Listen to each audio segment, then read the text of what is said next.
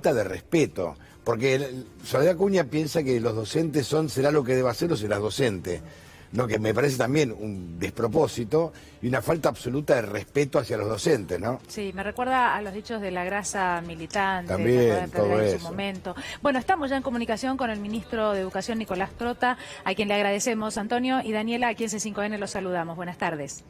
Buenas tardes, Antonio y Daniela. ¿Cómo están ustedes? Bien, ministro, repasando un poco lo que había dicho la ministra Soledad Acuña y ahora los dichos de Finocchiaro que se suman, y empiezo preguntándole por ahí, ¿no? Porque ya no solo tiene que ver con los docentes, sino con un sector del sindicalismo. Bueno, yo creo que el objetivo que tiene el exministro Finocchiaro es tratar de ganar relevancia en los medios y busca ese tipo de descalificación. Yo creo que es fundamental recordar, ¿no?, que los 4 años de Macri, de Cambiemos, Argentina sufrió un fuerte retroceso en la inversión educativa. Y ahí es donde tendrían que estar los exministros dando explicaciones. ¿Por qué se dejó de cumplir la ley de financiamiento educativo? ¿Por qué se dejó de cumplir la ley de educación técnica, desfinanciando nuestras escuelas técnicas? ¿Por qué se dejaron de distribuir computadoras? ¿No? Hoy faltan en los hogares argentinos 4 millones de computadoras, porque Bullrich, Macri, Finocchiaro interrumpieron Conectar Igualdad. Ayer yo estuve en las escuelas de Isla, en el Delta, ¿no?, en Tigre, porque presentamos un plan de conectividad para todas las escuelas de las islas. Y creo que la última vez que la ciudadanía escuchó hablar de las escuelas fue cuando la gestión de Vidal, de la cual Finocchiaro fue director general de escuela, proponía cerrar esas escuelas. Entonces me parece que no todo es lo mismo, que no hay que descalificar, que hay que poner datos objetivos sobre la mesa y poner también en discusión los enormes desafíos que tenemos por delante, que demandan respeto, diálogo y acuerdos para sostener las políticas educativas en este momento tan complejo como el que transitamos. Lo que pasa es que a diferencia del gobierno actual, el gobierno anterior estaba convencido, y creo que los exfuncionarios siguen creyendo, que la educación pública es un gasto, no una inversión.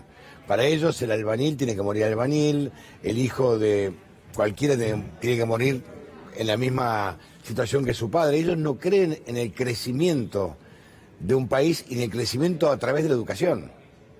Bueno, hay un informe de la Universidad Pedagógica Nacional que muestra, ¿no?, y es dramático, que lo único que creció en cuanto a inversión educativa en la gestión de Macri fue la transferencia a fundaciones y organizaciones, ¿no?, al sector privado. Entonces ahí es donde vemos, ¿no?, que es una agenda absolutamente distinta a la que tenemos que transitar.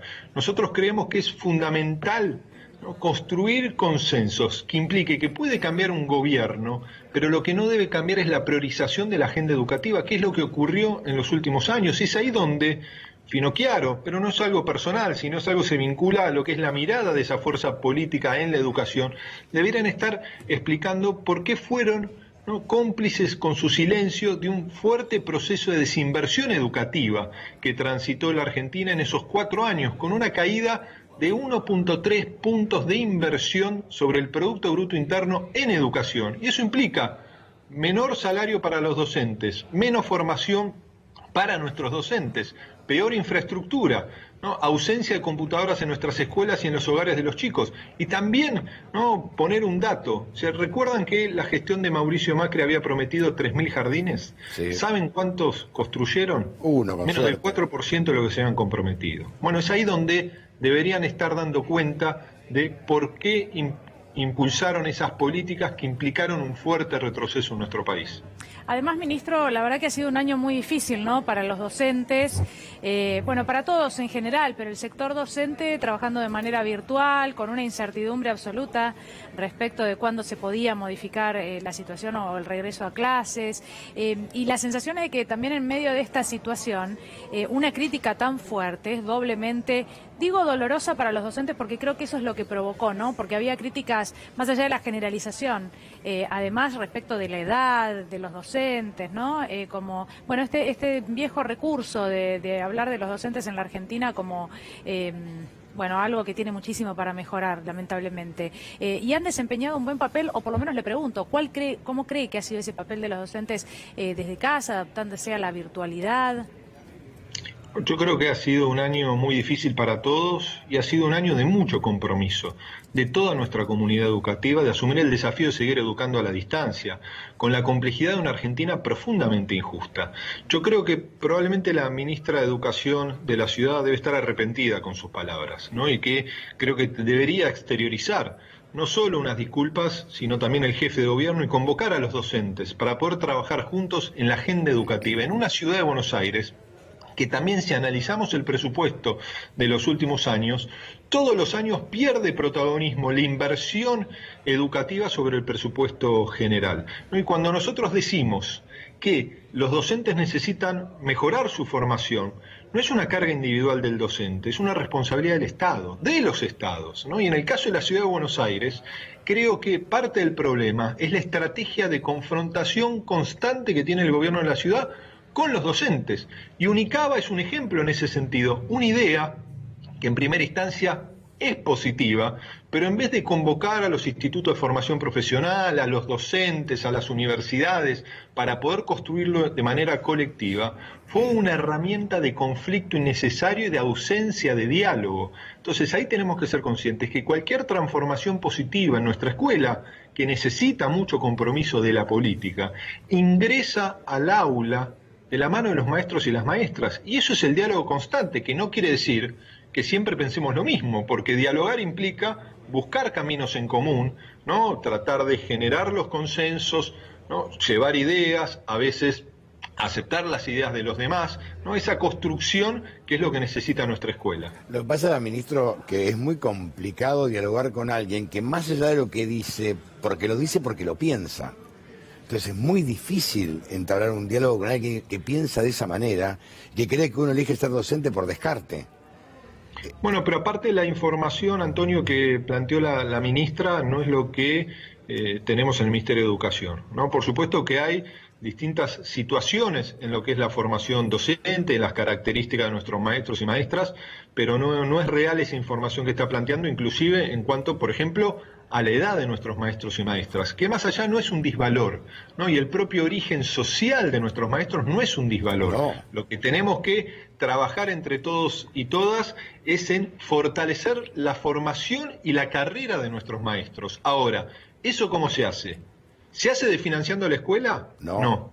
Y es lo que ocurrió en los últimos años, ¿no? Porque nosotros en el año 2015, yo lo repito muchas veces porque ese debe ser el paradigma de lo que debemos construir, oficialismos de hoy, oposición de hoy, y eso en algún momento cambia, pero tiene que sostenerse el compromiso. En el 2015, por primera vez se logró invertir más del 6% de nuestra riqueza, que es el Producto Bruto Interno, en educación, y lo logramos un solo año, ¿no? Cuando muchas veces, ¿no?, hay ciertos funcionarios opositores de hoy, ¿no?, que plantean los modelos de Finlandia para la Argentina, más allá que poco tiene que ver, ¿no?, la igualdad social de Finlandia con la de nuestro país, y es ahí donde está, ¿no?, el meollo de la cuestión de lo que tenemos que resolver. Finlandia es un país que invierte casi el 7% de sus recursos, de su riqueza en educación, pero no un año, lo viene haciendo hace décadas, ¿no? Y eso se ve reflejado, ¿no?, en la carrera docente, en los salarios, en la infraestructura. Entonces nosotros debemos sostener esos compromisos a lo largo del tiempo, remarcando que no hay solución mágica en nuestra escuela. No porque nosotros invertamos un año el 6%, nuestra escuela se transforma y tiene toda la capacidad de dar respuesta. Es un proceso de construcción social que lleva muchísimo tiempo, y eso hay que sostenerlo a lo largo de un lustro, de una década, de mucho tiempo, para tener la respuesta que nuestra sociedad con justicia está esperando. Ministro, la pregunta recurrente tiene que ver con el inicio de clases, pero hoy el ministro en la Ciudad de Buenos Aires, el ministro Quirós, respondió a este interrogante y volvió a ratificar lo de la fecha para febrero, pero lo compartimos y ya volvemos con usted. ¿Cómo no? Siempre dijimos, queremos revincular a los niños con el espacio escolar y con la dinámica escolar, con sus compañeros, debido a que esa revinculación es esencial para evitar un daño que potencialmente es irreparable. Esa es la posición que ha tenido el Ministerio de Educación de la ciudad y es la posición que tiene este Ministerio de Salud de acompañar al Ministerio de Educación, porque buena parte o parte de ese daño hace al ámbito del neurodesarrollo del niño y de la salud mental y afectiva del niño. Por eso insistimos desde el primer día y por eso llevamos ya muchas semanas en las estrategias de revinculación en la ciudad. Hemos insistido permanentemente, llevamos muchas semanas haciéndolo y lo vamos a seguir intensificando. Y el 17 de febrero vamos a iniciar las clases. Luego las clases tendrán la dinámica de presencialidad y con cuidados de protocolos que requieran el momento epidemiológico que estemos viviendo en ese momento, ya sea porque esté la curva epidémica muy controlada o porque estemos en un potencial rebrote o un aumento de casos. Eso dependerá mucho de la situación, pero la Ciudad de Buenos Aires ya comunicó que el 17 de febrero quiere empezar las clases de manera presencial con las condiciones y adaptado a las condiciones epidemiológicas que vivamos en ese momento. Bueno, puede sonar precipitado, ¿no? No sabemos cómo va a ser la Navidad todavía, pero es verdad que, bueno, es lo que todo el mundo también le pregunta a usted. ¿Coincide con esta fecha que dio Quirós? La define cada una de las jurisdicciones, ¿no? Las 24 jurisdicciones educativas, salvo la Ciudad de Buenos Aires y alguna otra provincia que todavía no lo ha confirmado. Todas las jurisdicciones están planteando el regreso a clases presenciales la primera o segunda semana del mes de marzo, en todos los casos garantizando los 180 días de clase. Para nosotros es fundamental decir que nuestro objetivo es que en el 2021, según la realidad epidemiológica, la presencialidad con todos los cuidados sea la regla, ¿no? Y pretendemos que haya un inicio de clases masivo en todo el país. Para eso venimos trabajando, por eso para nosotros es importante que cada jurisdicción pueda acelerar todo lo posible, cuidando la salud, la presencialidad en lo que resta del año. Pero usted habla de marzo, ministro, estamos hablando de 15 días o 20 días después. Casi un mes. ¿Le parece precipitado que sea el 17 de febrero en la ciudad? Bueno, la ciudad está planteando el 17 de febrero, claro. Nosotros recomendamos que sea el 1 de marzo. ¿Por qué? Porque entre otros aspectos, en este año tan difícil ha implicado que no haya clases presenciales, pero sí clases, ¿no? Y al mismo tiempo la mirada integral de lo que debe ser el abordaje durante los 2 meses de receso, en el mes de enero y febrero, de actividades socioeducativas principalmente con aquellos niños y niñas que han tenido menor vínculo con la escuela, ¿no? Y trabajar con todos nuestros docentes en parte del mes de febrero para preparar un año excepcional como va a ser el año próximo, donde tenemos que reorganizar la propuesta pedagógica.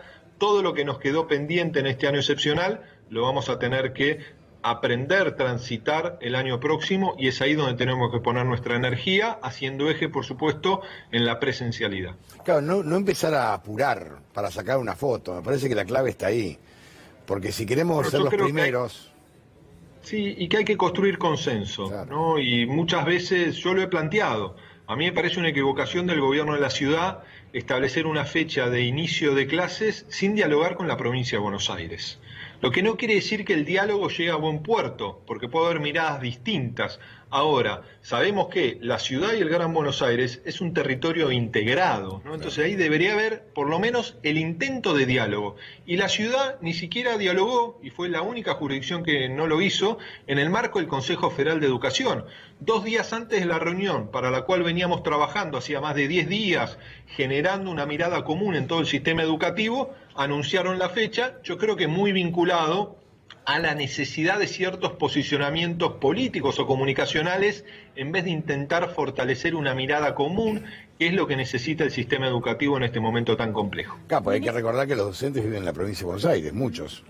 Toman transporte público. No, y hay muchas familias, Antonio, que tienen hijos en ambos lados de la General Paz en las escuelas, ¿no? Entonces ahí que tenemos que generar un consenso, ¿no? Lo hablaba inclusive con el propio intendente de Mar del Plata, con Guillermo Montenegro, que manifestaba que para Mar del Plata es un fuerte impacto que en la ciudad de Buenos Aires empiecen las clases el 17 de febrero y que no lo hagan quizás los últimos días del mes. Bueno, todo esto también implica un debate. Por supuesto, los Ministerios de Educación ponemos el foco en la necesidad de recuperar los aprendizajes, de recuperar la presencialidad en su máxima expresión posible, pero también teniendo una mirada integral de lo que debe ser ¿no?, un proceso de acompañamiento en el verano de los chicos que han tenido el menor vínculo con la escuela.